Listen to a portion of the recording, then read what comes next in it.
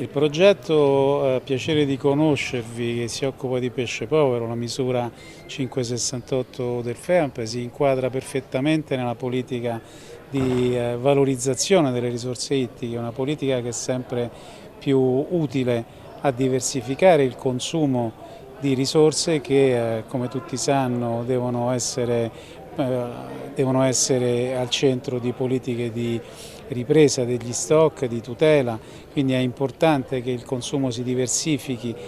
da quelle che sono le specie più comunemente consumate, richieste sul mercato, alle specie meno conosciute, che peraltro in Sicilia hanno una lunga tradizione gastronomica. Quindi qualsiasi progetto riesca a recuperare questo patrimonio anche culturale e gastronomico, ne rilanci l'utilizzazione, il consumo a livello delle scuole, credo che faccia una opera assolutamente positiva e utile nella generale politica di valorizzazione delle risorse e diversificazione dei consumi.